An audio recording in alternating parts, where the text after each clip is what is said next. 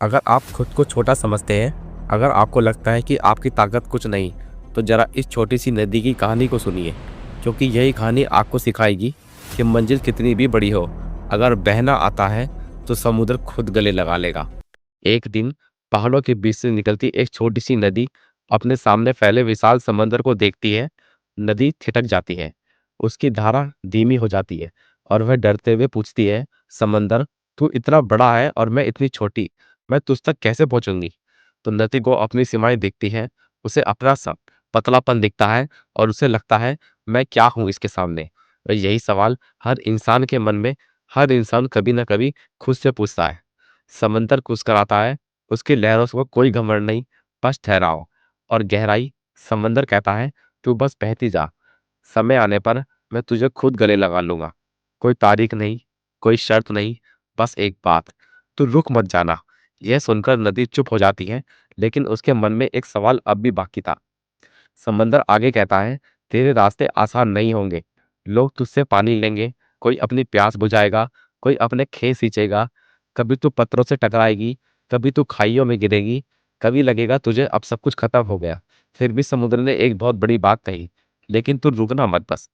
नदी आगे बढ़ती है, रास्ते में लोग आते हैं, कोई बाल्टी भरकर पानी ले जाता है, कोई नहाकर बना लेता है, कोई मोटर लगाकर पानी खींच लेता है। नदी सोचती है, अब मुझसे ही क्यों लेते हो, मेरे पास तो वैसे ही कम है।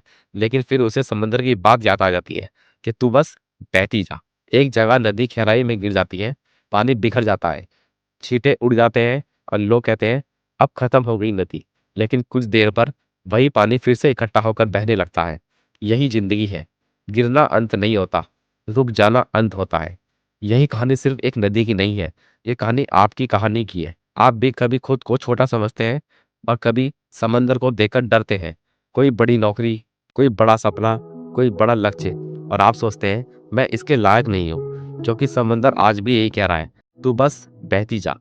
सच ये है, लोग अपनी मेहनत लेंगे, लोग आपके समय का पानी निकालेंगे, लोग आपको थका देंगे, लेकिन सवाल ये नहीं है कि लोग क्या कर रहे हैं, सवाल ये है, क्या आप बस बह रहे हो या रुक गए हो?